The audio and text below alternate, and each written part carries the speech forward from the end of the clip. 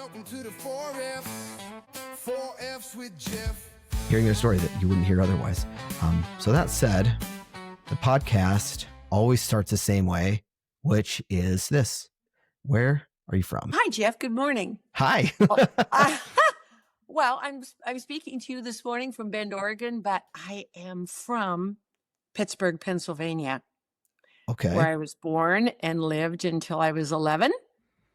And from there, our family, thankfully, migrated to the West Coast, where we spent the rest of our lives in California on the coast, which was wonderful. And it was after I finished college and worked for a couple years as a paralegal. And I thought, you know what? I'm just getting into my life a little too early. I need to maybe step back and do something different other than what everybody thinks. You finish school, you go to college, you get a job, and maybe then you get married and have a family, and there you are. So I left a good paying job, and I also left Manhattan Beach, which is where I was living, and moved to Mammoth Lakes, California in 1968. And what a year to arrive. It was, and still second highest snowfall year in the history of the mountain. It was in the months of January and February, it was 25 feet. It just started one Sunday night and it shut the mountain down. It shut the town down. It shut the road from Los Angeles into Mammoth down. Everybody was sharing food. They brought in the Air National Guard just to help us shovel. So all of a sudden I had no job because there was no skiing. And so everybody made a living shoveling snow. And then a group of us who weren't very big and very sturdy decided, well, we could feed the shovelers. We could feed those local people. So it became a real community out of desperation. Nobody had an income. Unemployment wasn't working under those circumstances. Of course, we were all living, 20 to a room anyway, because that's what you do when you move to a ski area. And so at the end of that winter, it was a big decision. I was like, oh my gosh, everybody says it's not going to be like that again.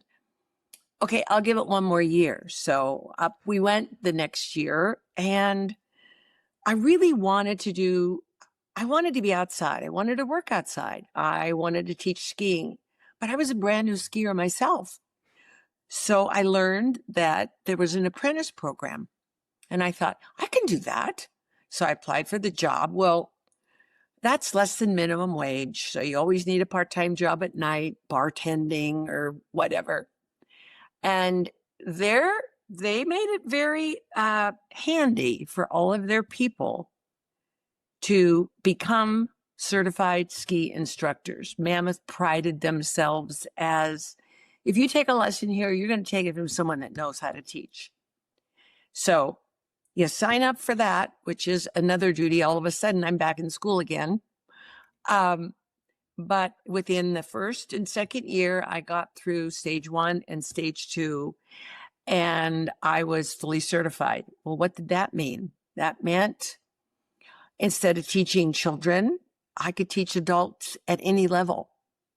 And so I was like, okay, I'm here. I have my career here. And in the process of those 2 years that I just shared with you, I meet this delightful young lady by the name of Barb Sanders. Now, Barb was 5. In order to come to ski school, whether it was a private lesson or a group lesson, you had to be 6. So Barb's father, who was a physician, schooled her in their trip between Los Angeles and Mammoth to say that she was 6. And so very mechanically, when she showed up and all the kids were in line and everybody asked, because kids, sometimes you could tell when they're fibbing, but Aunt Barb, she was determined. She was 6 and she was there and she was going to learn to ski.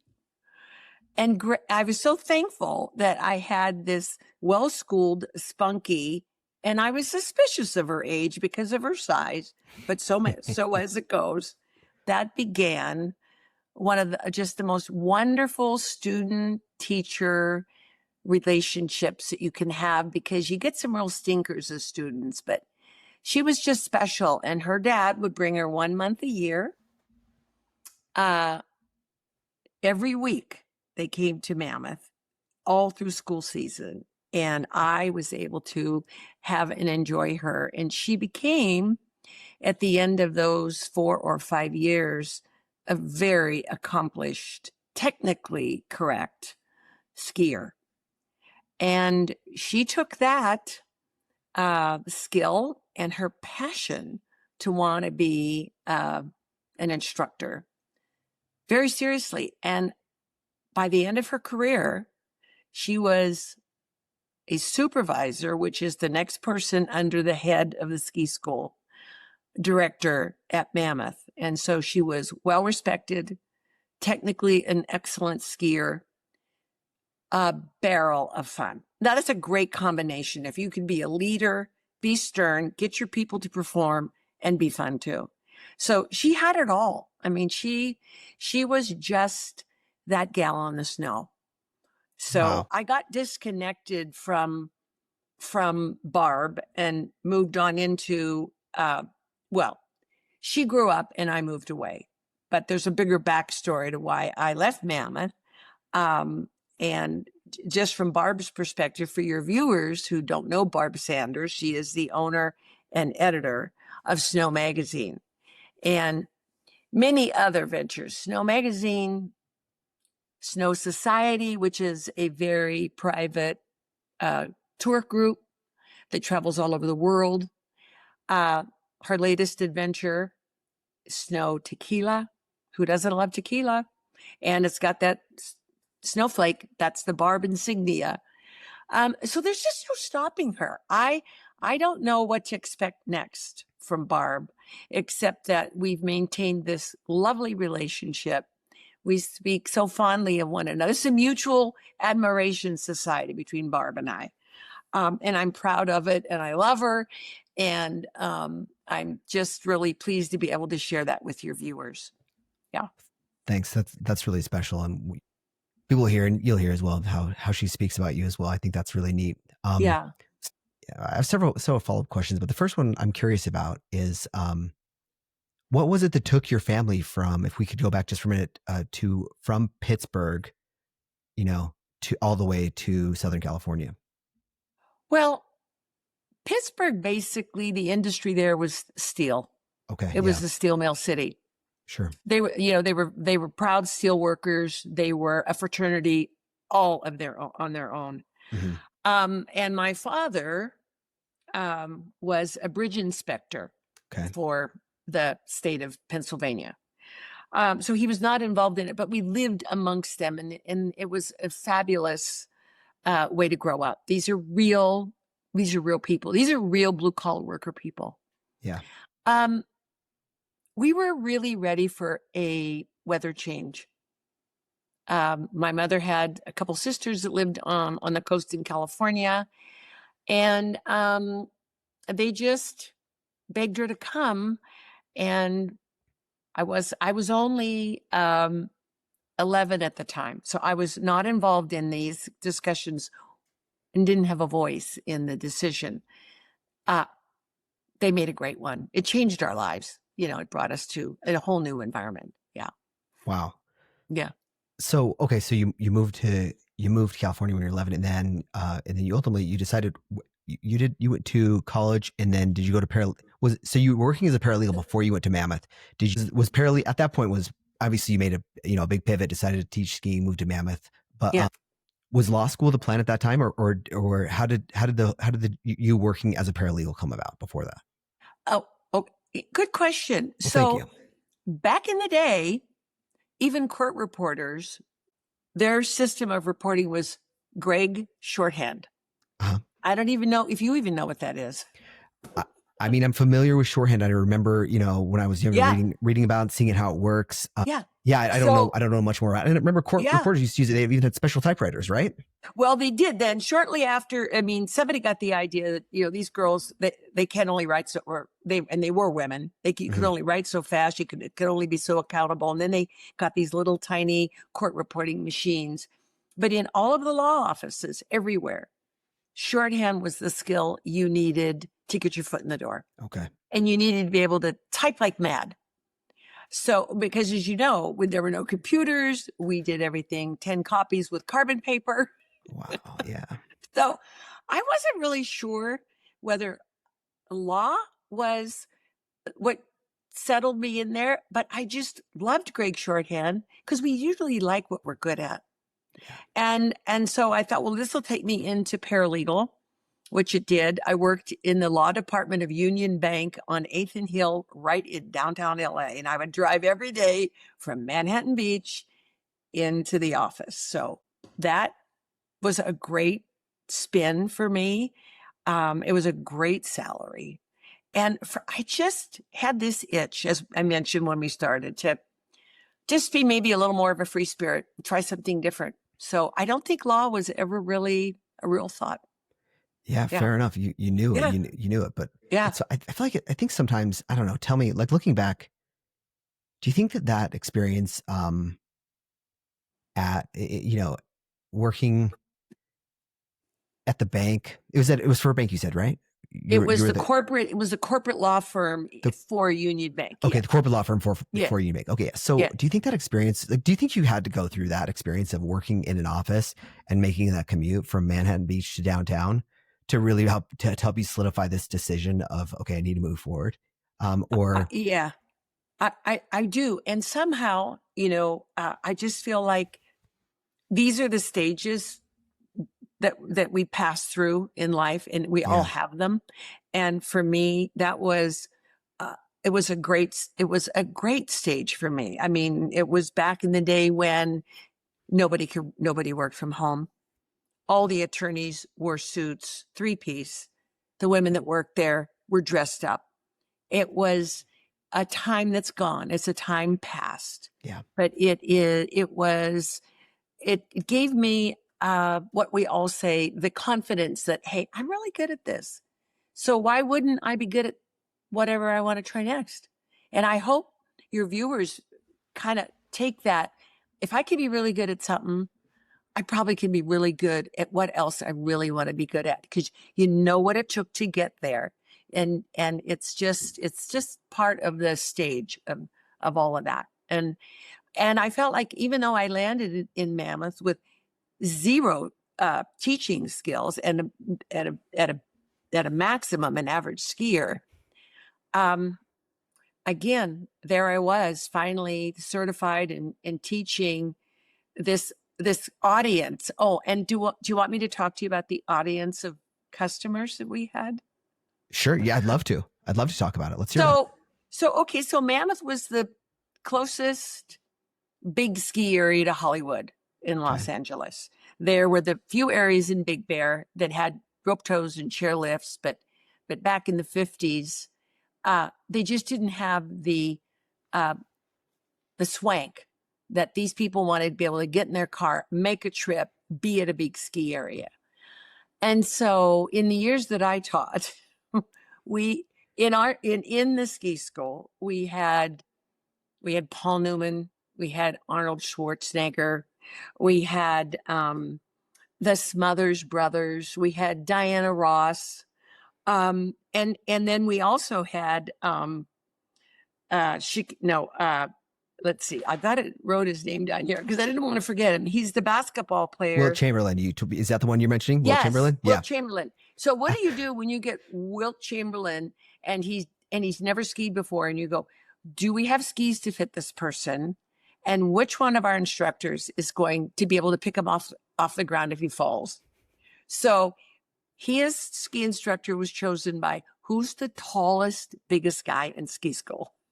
That's hilarious. Yeah. So ski teaching has daily challenges because it's out in the cold and wind and other environmental not ideal working circumstances. But there was always this fun, it was locker fun. It was hiding somebody's ski boots so they couldn't get out to the ski school time. It was silly things. It was like we became maybe an immature sorority, but it was the hijinks that made that job that filled in for the poor wages. And one of our ski instructors, this may be a story your viewers haven't heard, but before Ivana Trump married Donald Trump, she was married to an Austrian by the name of Freddie Winkelmeyer. Now, Freddie Winkelmeyer had come from Austria to the United States, became a citizen, then went back. He was part of the Austrian racing team, et cetera, et cetera. Ivana Trump wanted to come to the United States. The only opportunity for her to do that was for these two to get married. So they did, but they had to stay married for 2 years before she could file a divorce, which would translate into her being able to become a citizen. Well, after all that happened, Freddie Winkelmeyer came to Mammoth and worked on a ski school with us and told us this story. And it's verifiable on the internet today. But these were the characters, along with every year we got our quota from the government of the Germans, the New Zealanders. Oh my gosh, we loved the Aussies and the New Zealanders, and any other part of Europe that wanted to make an application and come to Mammoth. So it was a melting pot of humanity, and it kept those years just full of fun. Totally. Yeah. That really is fun. Did you ever, you mentioned the folks who came up from the Southern Hemisphere. Yeah. I found a few folks like that throughout the years who will, leave the States and then, go ski or teach skiing in our summer where it's winter in the Southern Hemisphere. Right. Did you ever do that? Did you ever decide to take a summer and go ski or teach skiing in another place? No, but guess who did? Who? Our daughter. Really? Yes. So we have two children. We have two girls, Dorsey and Roma. And Roma, who lives with us here in Bend now, she followed her ski passion a little bit more than Dorsey did. And so she became a ski instructor. And when the season ended, she thought, well, I don't have anything better to do. Why don't I just go back with all these Kiwis back to New Zealand? It'll be winter and I can get a job and I can work there. And so she did. So she actually answered the call that you have just said, do they do this? Oh, yes. And after she did that back and forth twice, she said, I really am tired of living on minimum wage. Mm-hmm. I've had my thrill. And so she went back to college and became a registered nurse. But that is not an uncommon thing. Those Kiwis and those New Zealanders that come into the United States today, some of those are teaching skiing 12 months a year, back and forth. Yeah. It's just, I don't know what, if you something I've noticed about folks who, really teach skiing for, multiple years. I find that it's more than it's almost like a calling for some people. They just feel like this is the only job I ever want to do. Like, why would I ever do anything different? Like, this is all I've ever wanted to. It's still all I want to do. And, kind of how you felt called to do something, you just felt like you just needed to do something a little more wild. Now, no, wild isn't right. You said, I believe your words was you needed to feel a little more of your free spirit, and skiing solve that for you. And I just, totally. Yeah. And, it's a unique place. So I really don't think if I hadn't met my husband, that I would have left when we did. And I'm not even sure would I've gone back to my legal career, probably because I was good at it and I knew it. But so tell me about that if you don't mind. Yeah, go ahead, please. Yeah. So my husband, Dennis Pancho McCoy, is Dave McCoy's son, and Dave McCoy was the founder of Mammoth Mountain Ski Area. Okay. So he and his 5 siblings were all raised on the mountain. I mean, they spent their summers there, painting chairlifts, picking up garbage from the summer, helping pour concrete for new chairlifts and whatnot. But he had a real dedication to his skiing career, unlike his other siblings. They all skied. They were all great skiers. They followed in their mom and dad's footsteps. But he became a member of the U.S. ski team. And from there, and the accomplishments and the races and whatnot that he won, he actually then was invited to be on the U.S. Olympic team. And so he participated in 1968 in Grenoble, and his event was downhill. And prior to that, he, won. He was in he had so many NCAA championships. He was also on the pro circuit. He was on the amateur circuit. Skiing was his passion.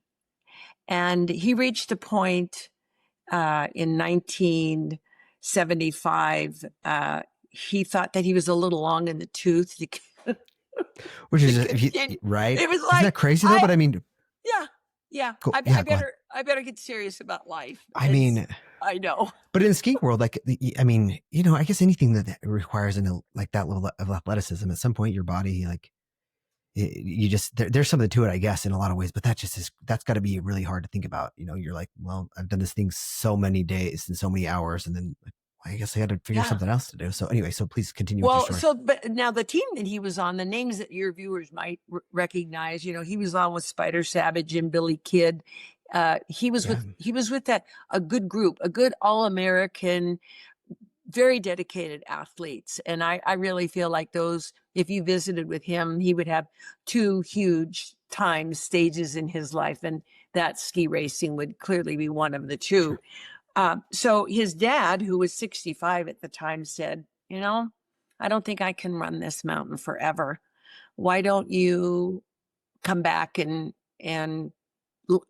be an understudy and take it over? And so he took that opportunity and left Denver and came to Mammoth. Of course, now I'm there already, and I've been working there for years. And we meet. He was serving as the CEO, and I was still, teaching skiing and ski racing. And we met skiing. We met in the business office. We were together. We decided that maybe we were the right two people for each other. So we got married. And during this time when, people are getting ready to peel back those layers of onions on themselves and tell stories, he said, this isn't really what I want to do. I really, my whole life, I've wanted to raise cattle. I wanted to be a rancher since Roy Rogers. And so he said, would you be ready to go? And I'm thinking, well, yeah, that sounds like another good adventure. And my adventures worked out pretty well for myself. So I joined him. We said, okay. It was a very sad time for his family, because they were so ready for him to be the be-all, take-all of Mammoth. And we had a child at that point. That's when Dorsey was born. And we said, okay, let's do it. And we started looking. We looked in Idaho, Oregon, Montana. We found a little place in Montana that was literally bare land. And we sold everything we had. We packed up a camp trailer, our horse trailer, horses, everything that you have, and away we went. And we landed on real estate that just had a well that we'd had put in. And so those were tough times. It was August, and winter was soon approaching, and we were buying cattle, and we were trying to build a home. We built a home by ourselves. So we had one of those little kits that you can buy and drops into your real estate on on a 18-wheeler trailer, and it looks like a little log cabin. And you go, here's the plans. You just hook this piece to this piece, and you'll have a house. And it So, worked. It worked. And where did you? So two questions. One is, you said a little piece of real estate, but I get the feeling that it was like, how big was this piece of land that you No, purchased? I mean, it was a little piece of real estate. It was less than 300 acres. I mean, you cannot make a living on that small. But our goal was, well, we'll just, maybe we can buy land somewhere else and move the cattle back and forth Sure. and whatnot. And we only lasted at that property until 1983. And by then our second child was born, Roma. And we were always looking for bigger. And we finally found a piece of real estate where the home place was just under 1,000. And we thought, okay, we can make this work. Wow. It had an old home and these old farmsteads. Everything's old barn, old house, Sure. old well house. And so we sold the little place and bought the big place, which, so my husband has this saying, I don't really want to own a lot of real estate. I just want to own what borders me. That's a joke. I like it because I mean, it's actually, and it works because, right? I mean, ultimately I don't know what you guys want, but you want to be able to, that's funny because, like, obviously as you think about it now I'm thinking through it mathematically, like, okay, well, if you only want to own what borders you, that just means it's going to get infinitely bigger. And then also Exactly. really, like, you just want privacy at the end of the day. And so I get that. That's funny. Yeah. I like it. So, and so what his passion was to grow that 900 acres into a spread that you could, run 1,000 cows at a minimum. And so we did that. Our neighbors got old. Our neighbors had financial trouble or whatnot. We were able to help them out by buying out. And so our herd grew, and our farm ground grew, and our crew grew, and our work just grew and grew and grew. And it isn't at all a poor me story, but if you know people in agricultural, you know that it's an all hands on deck. Everybody in the family gets to work. Yeah. And whenever we had company come, they'd call and ask if they could come. Everybody wanted to come to the ranch. It was so much fun to move cattle and vaccinate cattle and brand cattle. And we would say, yeah, of course you can come. Bring your brown leather gloves, because everybody's going to have a job. You're going to work. Yeah. Oh, I love it. Yeah, exactly. Something I was thinking about as you were telling the story is you bought a cabin kit or a home kit. Yeah. But there's no Amazon. You're not jumping online and buying this. Oh my gosh.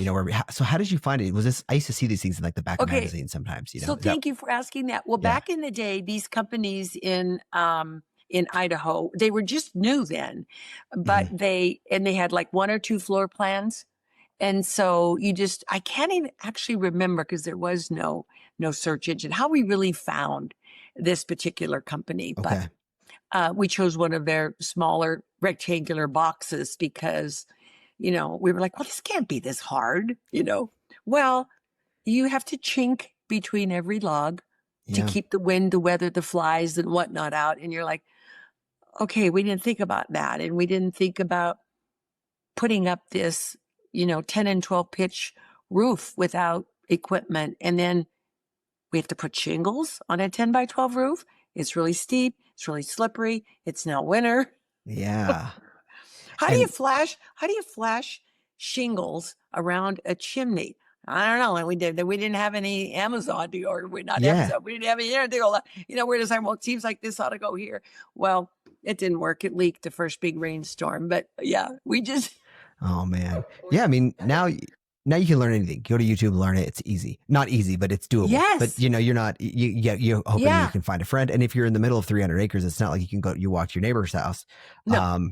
And so that's that's a lot of complexity. And you also, and you have a little kid. You're raising a young kid, and you're living in a We have a camper daughter at essentially. that time. So Yeah, we have one daughter. We had one yeah, daughter in all that process. Yeah, that was tough. You know, Montana, like a lot of these other Western states, and we're talking that was 1978. Everybody helps everybody.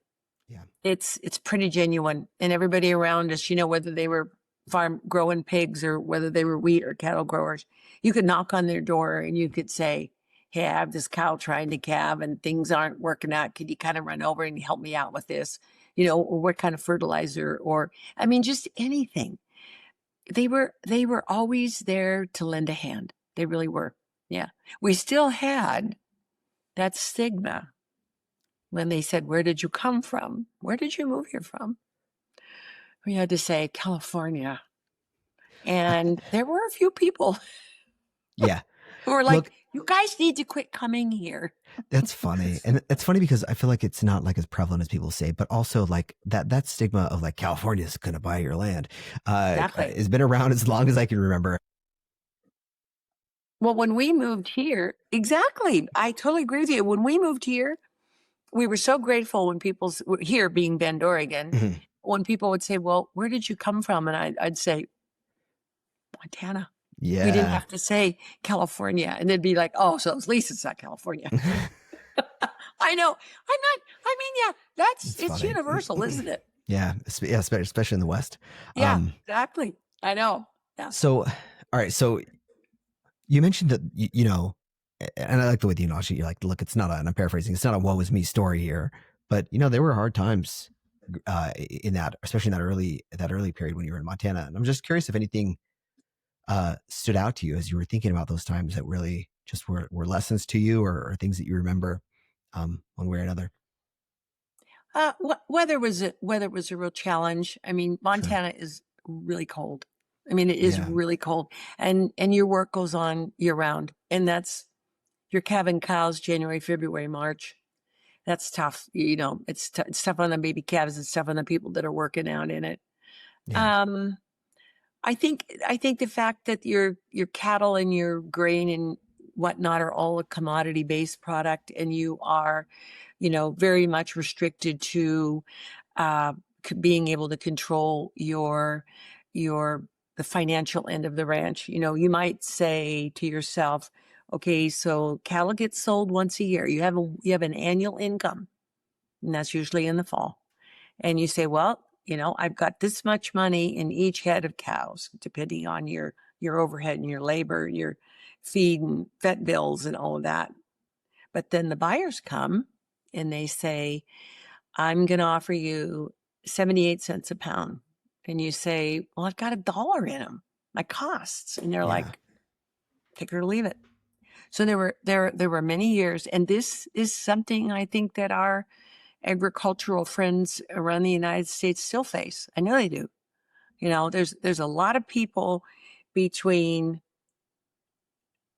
the operator and the table for food to get to them. There's feeders, there's butchers, and everybody has to have their profit. So it sadly, I see some of these multi-generation ranches and farms getting sold to corporations. And in some cases, that's not a bad thing if they put them all together, because they can run the same combine over all those acres, the $1 million combine over than just their farm. Mhm. So the more land, the more you can afford to these costs. So it's an industry that I think people who are in it through generational transfers are the ones that are the most sturdy, that really understand it. The people who jump in it, kind of like we did in our early 30s, are met with a lot of surprises. But you embrace those surprises. You figure it out, you know. And the other thing is, you don't get away from these places. We jokingly say, now that we're retired, we don't own anything that eats while we sleep. You just can't close up the place and go away for 2 weeks. Yeah. Those are hardships that everybody faces. That's growing anything that has legs. You know, yeah, requires That's, hands I could, on, all hands on deck.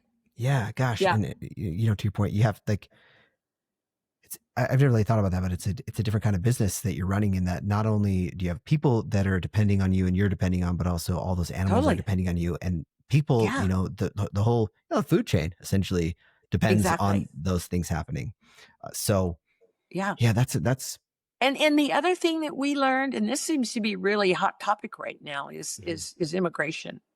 Oh yeah. We learned whether you're growing grapes or cattle or whatever it is, labor is difficult to find and to afford. And so what we did was, back in the day, the government established, which this particular program is still in effect. It's the H-2 farm worker visa. And when you find your people that want to work for you, like we did, we found a family from Mexico that lived south of Mexico City. And we filled out the application, we paid all the fees. That gentleman and his sons, who all came in through Nogales legally. They had a work visa. The Mhm. work visa was stamped, and their end date on the work visa was, you be out the door, you be back in Nogales on this date, or you are in violation of this visa. Oh wow. That worked perfect. The problem with that visa was, these people came, they loved their job, they loved living in the US, they didn't Mhm. want to go home, and they Mhm. didn't. And I get Oh that. I yeah. mean, I get that. But it's really caused a rift with, they're still trying to track down people who came in on that visa that didn't Sure. go back.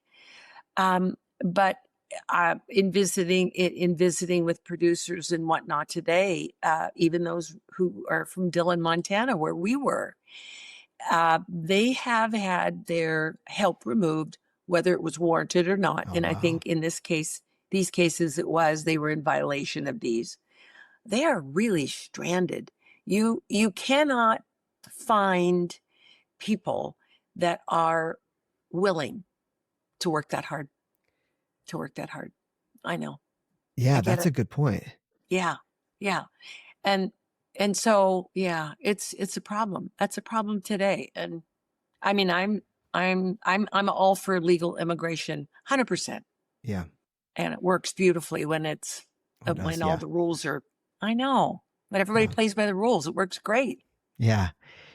That's a really hard problem to be in though for producers, like you said, because I looked up just quickly while you were talking, I glanced over and looked up. And my rough might be off, but the 2025 population of Dillon is still only 4,300 people, ballpark. And so, I mean, if Yeah. if you come across a place where all of a sudden, oh shoot, I need to hire a handful more workers, Yeah. Yeah. it's not like there's a big population of folks to choose from, No. even in town. Uh-uh. And so even if you No. pay higher wages or whatever, that's just hard Yeah. to find. It is. I I could mean, see that being a we big did problem. Yeah. everything. We paid higher wages. We gave bonuses. Yeah. Everybody got a hot lunch. We did, All the we things. did Yeah. everything we could do. We begged them to stay. But they'd be Oh like, man. no, thanks. The only way you want to work this hard is if you own the place. Right, we're out of here. You know? Yeah. Yeah. So yeah, there's that problem for sure. And that is why what we did was, we decided, okay, we can't control the commodity prices, so we need to diversify. And how are we going to do that? Well, the first thing we did, which was an experiment, which is kind of cute to tell because it ties us back to the ski area. Mhm. Pancho called his dad and said, Mammoth and all those restaurants, you guys use a lot of beef. Why don't you buy ours? And they were like, okay, because we were basically doing what everybody else did. We sold Yeah. off a calf. It went to the feedlot in Nebraska. And they got fed. Then it got butchered. So we went, okay, let's do this. So we fattened the cows ourselves, right? We didn't send them off to a feedlot. We had a feedlot. We fattened them ourselves. We took them down to the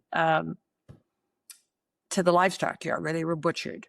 Then in their what's called halves, Mhm. they were shipped in a cold truck from Dillon, Montana to Reno, Nevada, where Barkley Meats was one of the biggest providers of beef and seafood and lamb and whatnot to all of the casinos in Reno. We became really good friends with the owner, David Barkley.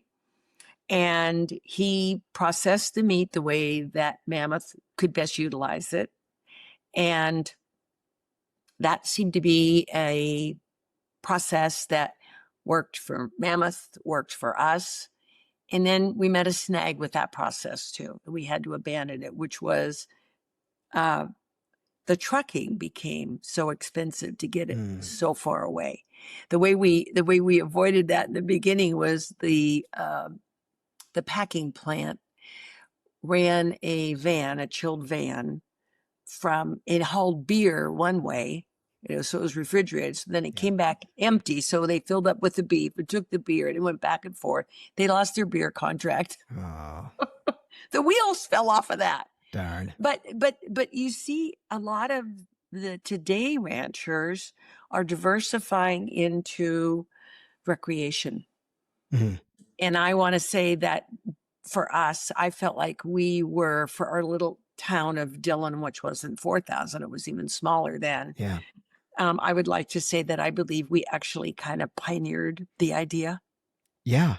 Yeah. I would say that's probably true. I mean, there's where you're describing this direct to business or the consumer, which was a business at that time. I mean, that was really that's something that we've only seen, I think, become more widely available in recent. Even if you wanted to buy direct beef, just even let's call it maybe 10 years ago, you probably generally had to kind of know somebody. You had to kind of find a farmer who would do a who would sell you half a cow or half a beef or whatever, or whatever you needed, and or a rancher, I should say, not farmer. But anyway, I think that's really unique, and it I guess the only word I'm thinking of is progressive. It's just very I'll think of a better word. It's progressive, but it's also a little bit like out of desperation. Oh wow, you're like, oh my gosh, it seems like the equipment price and the fertilizer price and the labor prices, these things are all going up, but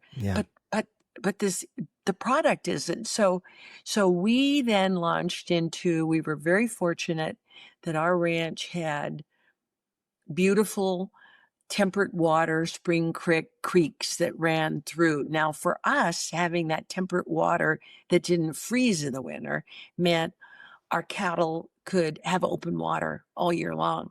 Whereas before, if you talk to farmers and ranchers, they're going out 2-3 times a day and they're breaking ice just so the cattle can get in because it freezes so quick. Yeah. So we didn't have that on this place, which made it like super unique.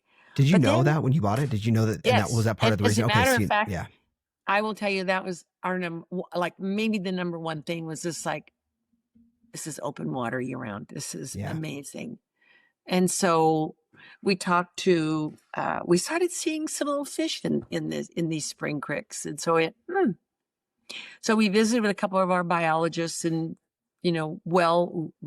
respected fly fishermen in the area. Because, by the way, fly fishing is the second most, I should say, important industry to Beaverhead County. Because it has the Beaverhead River, the Big Hole River, all these fabulous, well-known, world-known areas. So as we could find money available, we started saving, we started developing these spring creeks by excavating them. Because we knew the water had to be deep because little fish in shallow water are scooped up by blue herons and you name it. So we had to. So we for probably 4 or 5 years, we hired excavators that came in and made these spring creeks deeper. They took the dirt out of the spring creeks and put it on meadows that could use it, filled in the low places. So this was working out great. Well, all right, now we had the water, the spring creeks deeper, the water was flowing, fish were coming in, but they didn't have any spawning area.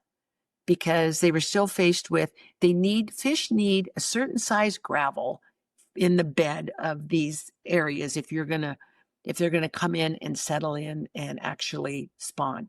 Yeah. So we created that. We brought in all this. We brought in all the gravel that we needed for miles of spring creeks, so we could develop that. Okay, so we get that in, and the fish are coming in. They're coming up out of the Beaverhead River. They're coming in. They're spawning.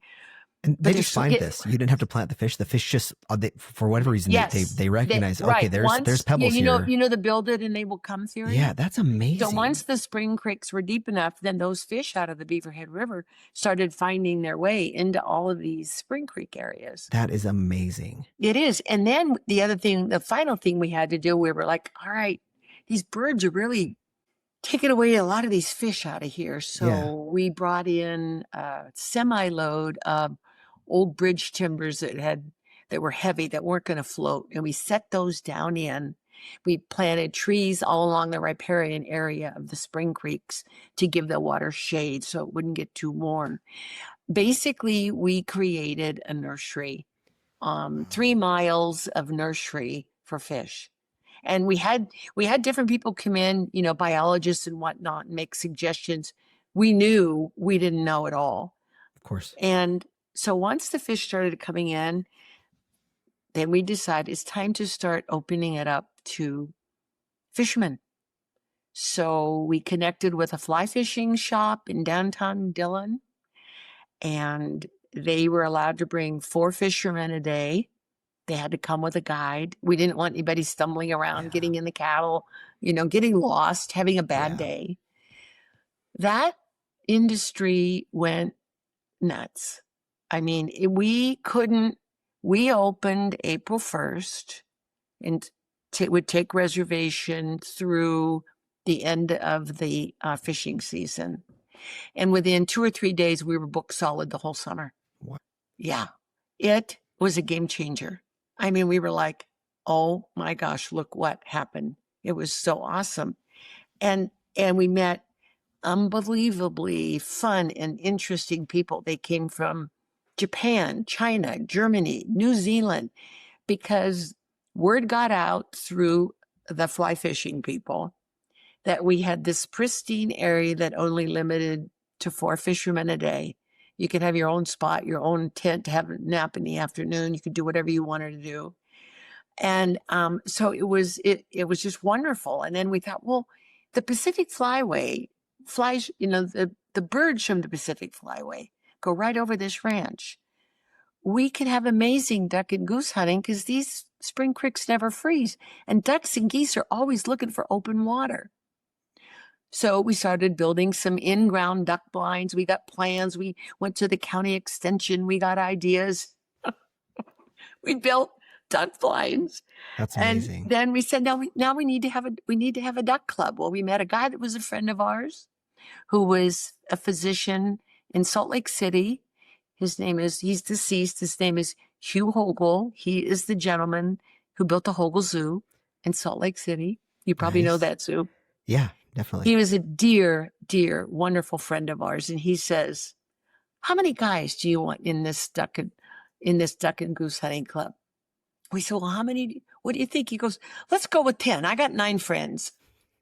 So Dr. Hogle put together his 9 best friends, and they had exclusive hunting. We had a home on the ranch for them.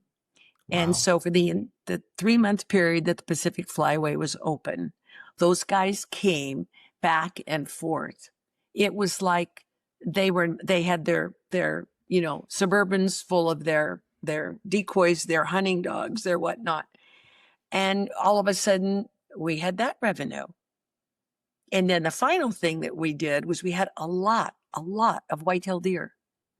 And if you don't manage deer, Yeah. and the herds get big, they get things like black tongue and they die. I mean, there's a lot of reasons that good herd management makes sense. So we opened up to archery only because we didn't want anybody shooting Sure. any ammo on the ranch. Archery only, guided white-tailed deer hunts. Wow. So we had it all. We had the cattle, we had the fishing, we had the ducks, we had the deer. And we felt like we really put together a ranch that we could actually say, this place really pays for itself. It does. It's an enterprise. Yeah. So at that point, were you still also, I mean, obviously you had these other streams of income, but were you also still uh, like actively managing your cattle, or did Oh, the cattle kind of, 100%. okay. Well, it was funny. The way it started was finally we got to the point where I was so busy because I used to keep track of all of our registered cattle on Mm, software so we could do the birth weight, the weaning weight, the yearling weight, and have all that information for producers. And all of a sudden, then we had all this fishing and all these duck cutters. And finally, Pancho said, okay, wait, well, let's do this. I'll do the cattle and you do all the other stuff. And that was kind of a game changer for us because we knew what the responsibilities were. yeah. But yes, we were still doing all of that. Wow. Yeah. Yeah. You all were Yeah. super busy. I mean, it doesn't make any, I mean, it's just like no heroes here. It was just like, we just had this little vision that, we got to make this work somehow. Yeah. And I think, having you both committed to that, that's special that you're both just willing to get in, roll up your sleeves and do whatever it takes and get a little creative and Yeah. have the confidence that you spoke of earlier, which is, oh, I did this one thing. I could probably figure this out. This can, it Yeah. can be done. So Yeah. let's figure it out. Yeah. And Wow. and really we were in it at that point 30 years then.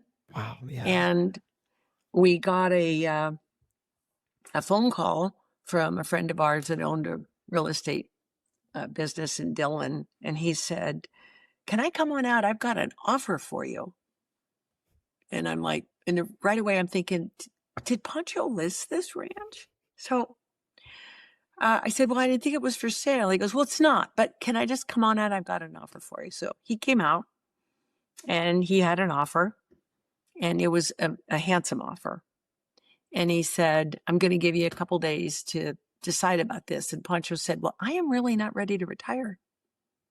And I said, well, my half is for sale.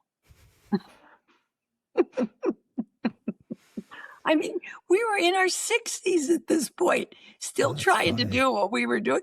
So anyway, we laughed about that. And then he left and he said, I can't tell you the name of the buyer until you accept the offer. And I said, oh, it's one of those deals. Yeah. High profile. They don't want us to ask for more money. So, Sure. Okay. Well, a few days later, we made the decision that we would sell. And it was a lot harder for Pancho than it was for me. Because remember, it was his passion. Yeah. It became mine, but it just had a different origin for us. Sure. So I was playing the game. Okay, who is it? Oprah Winfrey has a place in Yellowstone. A lot of stars. Jane Fonda and Ted just lived down the valley a very short way. David Letterman had a place in Shodo. There was a lot of politicians that had places in Paradise Valley around Yellowstone. So I said, okay, when he came back, I said, I get to guess, first guess. David Letterman. And he said, yes. Oh, wow. Because he'd fished there. Oh, But we wow. didn't know it because we don't really see all You don't of see our... the guides, or you Yeah. don't see that, because your Right. contract is with the guides, and the guides bring in who they bring in. Right. Wow. So we were like, okay, he's solid, right? Yeah. So we processed the deposit and we got a phone call from his attorney. This is a really good story. He said, I will be out tomorrow with my attorney and my accountant. Can we come? Can I take them and we can walk around? And I said, sure. Do you want me to make lunch? He's like, no. Okay. So he shows up and he says, I have had a situation that I've learned about in flight that occurred at the ranch in Shodo. Now, I don't know if you remember this, but there was David Letterman's manager hired a painter to come in and repaint the ranch house in Shodo. Okay. That painter decided that he could come up with a much more lucrative idea than being David Letterman's painter. He drew a sketch of the floor plan of the house. He knew where his son's bedroom was, and he was going to kidnap this boy. So he went to the bar looking for an accomplice. Somebody overheard the conversation. Somebody called the police. They arrested him immediately, called David Letterman and said, you need to come to Shodo. He said, I'm on my way tomorrow anyway. So he said to us, there is a very good chance that this is going to change things for us. And we're like, whatever. Anyway, they prosecuted the man. He went to jail for 10 years. He broke out. If you Google this, and the guy was a character. I mean, he was in and out of jail forever. Anyway, David Letterman said, feel welcome, please, to keep the deposit. And we said, no, that's fine. And so we're like, okay, now we own the ranch again. Do we really want to sell it? Well, that's a topsy-turvy experience to really go through this process of, not even thinking about selling it. And then in a few days, okay, we're going to sell it. And then back to, okay, I guess we're running the ranch again. But what it does is it demonstrates for your listeners the kind of people who are wanting the properties in Montana, Wyoming, Idaho. They're buying scenery. They're buying recreation. Who doesn't get that? We all get that. Oh, It's just not it. And so, like I mentioned, the characters that were already around where we lived and it's even way bigger now. So we ended up selling it to somebody else, and we moved on from there. But that was sort of the wrap up of the ranching story. Yeah, it's still. Please continue. It's still. It's owned by 10 gentlemen who bought it for hunting and fishing. They live here, there, and everywhere. They run it as just their very own guest ranch. They have managers fun. So that's really neat. Yeah. Did the ranch? I think you said it was it 10,000 acres? You said something like that you bought. Or how many? Actually, it was 20. 20,000. Okay. And did it expand over time, or was that the original parcel? That's what it was when we were done. 20, remember, goodness. we started at 900. Right. But the thing about ranching is, in almost every ranch has this situation. You have your deeded ground, which is what you own. It's just usually your home place. And then you have other parcels of deeded ground. But in this quilt pattern, you have acreage that's owned by the Forest Service, acreage that's owned by the BLM, and you're all common fence ground. And you have to take care of that and be a good steward. You have to pay your fees. I mean, the Forest Service says this pasture is leased to you for 100 head. And they send their agent up there. And if there's more than 100 head in there, you're fined. Wow, so everybody takes care of it. And I've always contended, if you're in the ranching business, what you really know is that cattle ranchers are the best stewards of Forest Service and BLM ground. There's a lot of people that would argue that. A lot of people want those animals off of the Forest Service ground. But the animals eat the weeds. The animals fertilize it. Yeah. Okay. You have to provide, as a producer, you have to provide water for your animals. Guess who else gets all that water? All the elk and the deer.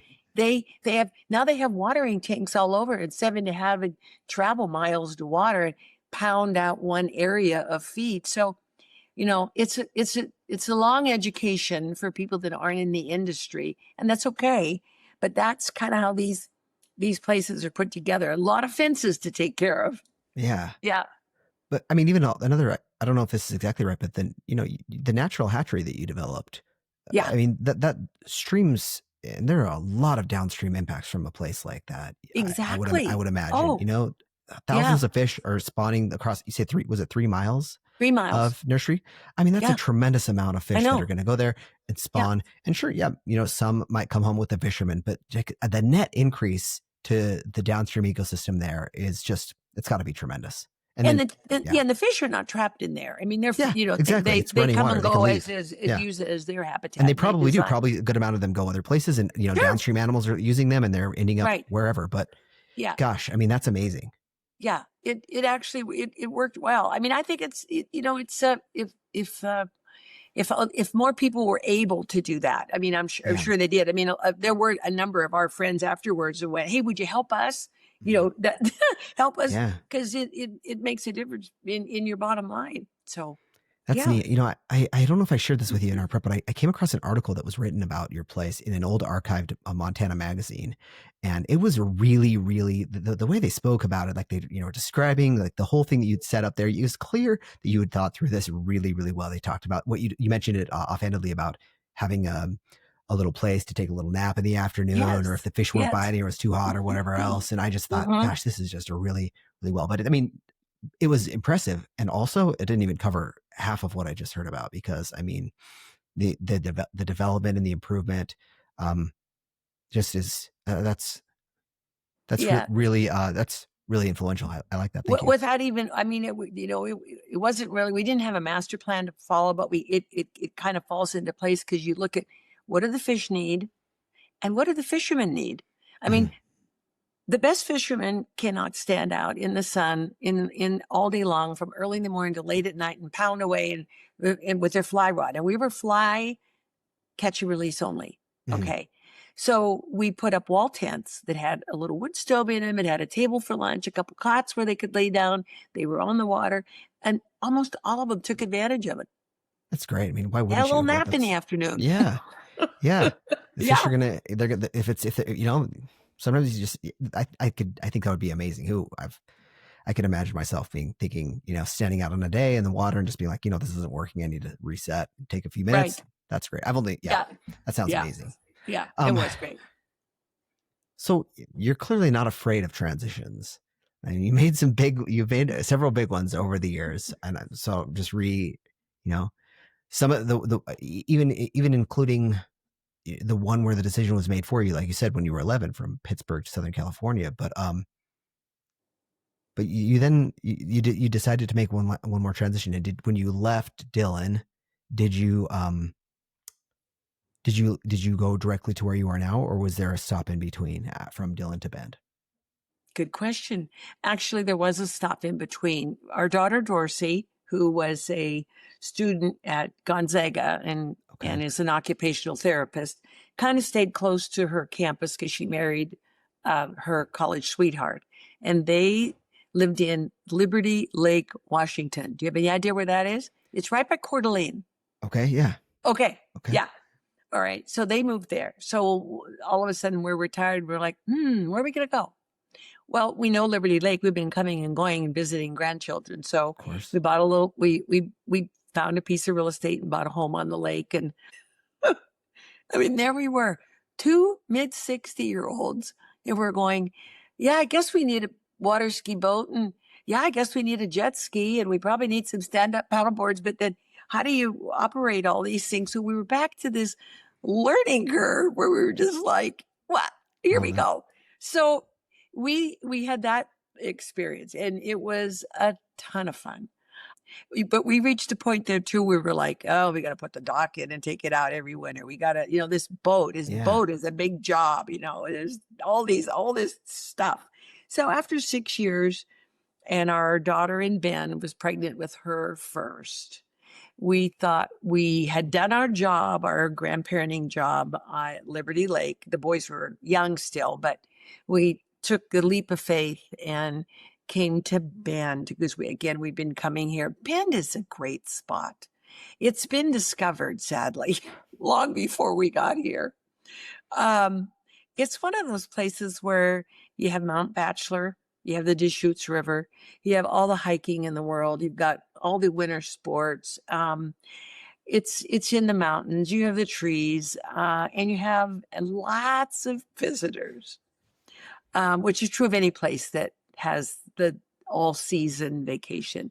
But we love it here. It seems to be a good resting place. We call it our final resting place. We celebrated our 50th wedding anniversary, and we both turned 80. Yay, this year. On both of those. Nice. Yes. On both of them. So we're like, yeah, here we are. Now we can actually try to be retired. Why not? Yeah, I know. But Good I for look you. back at Pancho's father, who, I'm thinking he did a lot like what we did, but he did it 10 times more. Yeah. Because he was a young man with $5 that rode a motorcycle into the Owens Valley with a pair of skis tied onto it. And at the age of 90, after operating Mammoth for 65 years, he finally sold it and retired and lived to be 104. So his adventures were all risk very risky. I mean, risky financially. And Mhm. he was game to do it. In fact, his biggest risk was his first employment was he was a hydrographer for the city of Los Angeles. He would go in from Crowley Lake on snowshoes or cross-country skis up into Mammoth to measure snow depth. So he could tell Los Angeles, this is how much water you can expect. And if you've seen the movie Chinatown with Jack Nicholson and Faye Dunaway, it speaks very clearly to how the city of Los Angeles literally, quote, stole the water rights from the Owens Valley. Oh, wow. I mean, it's huge wars. I mean, like real wars, like gun wars, like that kind Wow. of thing. Yeah, see the movie. Okay. And so he was able to report to LA, this is how much water you're getting. And while he was back in there, he kept looking at Mammoth and saying, this mountain has snow all summer. If maybe this is where I'd like to have a ski area. So leap of faith, he quit his job with 6 kids, no backup, and put up a rope tow and started selling ski lift tickets. That's tremendous. He actually did it for free for a while and Just to get sold people ski to lift come. tickets until he was able to get a lease from the Forest Service. Wow. He was the only one that actually applied for the lease. When they let the lease out, everybody was like, that place is too far away and there's too much snow. No one from LA is ever going to go there. Oh, that, I that's know. looking back, that could have been I don't know what the right word is, but I mean, anyone who knows ski, like when you say too much snow, that's, those things with it for a real skier, that doesn't go together. Too much snow. Well, no, that's not a thing for a real ski. For I someone who know, really but skis or they snowboards. were coming up 395 from Los Angeles to Mammoth. That's It was a long tough drive. road. Oh, right. Oh, wow. Yeah. Okay. Yeah, That is quite a while, okay. because he So I see what opened, you're saying. yeah, he opened that first rope tow. Wow. It on that lease was like 1938, I think, 48. That's a neat story. Yeah, and so it was years before he was able to build his first real chairlift. But by then he had a dedicated group of LAers, and in that group was this quirky, the producers, the actors, the film men, the cameramen, everybody that had a little bit more money than the next guy. He could make it there. Yeah. Yeah. That's, oh, wow. What an experience. And so when he sold it, by the way, did any of Pancho's siblings stay involved, or are they all the way? Actually, no. By the time he sold it, there was only one child, which was Pancho's oldest brother, that was still there. His siblings had interest in ranching. One's a rancher in Canada. One is a commercial pilot, and he has a flying service in Winnemucca. One is bred and still owns a jumper hunter farm in Camarillo, California, Fox Farms, where she breeds and trains and shows jumper hunters. Everybody was very diverse. What's a jumper hunter? I actually don't know what that is. A jumper hunter is a thoroughbred horse that goes over jumps. Oh, okay, cool. And it's a specific breed for that particular event because they're tall, very tall, big legs. Makes sense. Okay. You probably have seen it in the Olympics, going over the rails, jumping over rails. Jumper Yeah, hunter, yeah. So, nope. Everybody was sort of, they felt like seeking their own passion. So, I think maybe that was kind of a motivator for his dad. He's like, it's time. It's just time. Yeah. Yeah. But I'll tell you, as a sidebar, he developed some amazing friendships in his spin. Have you heard of the movie or the book Unbroken? Yeah, I think I have. It's the life story of Louis Zamperini, who was a gold medal Olympic runner. Yes. He was a gunner in a World War II plane that was shot down, and he and 2 other gentlemen survived longer. This record's since been broken, but they survived longer than anybody else had survived afloat. I mean, they were near death when they were captured. Oh my gosh. But sadly, they were captured by the Japanese, and they were put into concentration camp. The book is fabulous. If you don't have time to read it, you probably want to maybe see the movie because it's quick. But by the time Louis returned home to Torrance, California, he sadly was very troubled because of his time in all of these traumatic events. Yeah. And he was drinking heavily.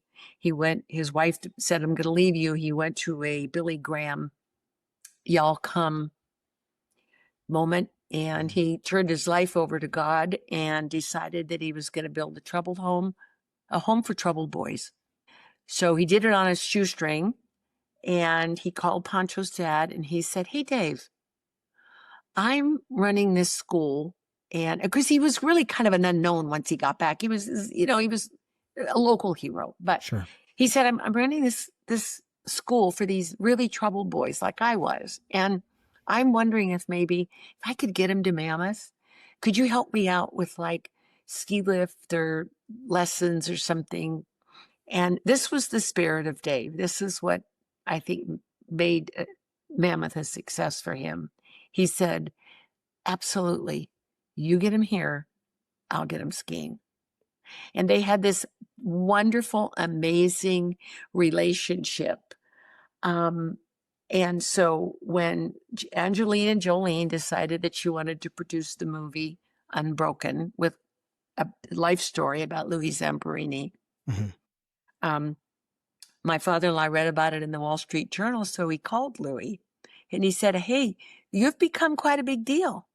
He said, "Why don't you come on up to Bishop and we'll take the Rhino out in the sideline. We'll go for Roma will pack us a lunch and we'll just go out," because they're in their late 80s now.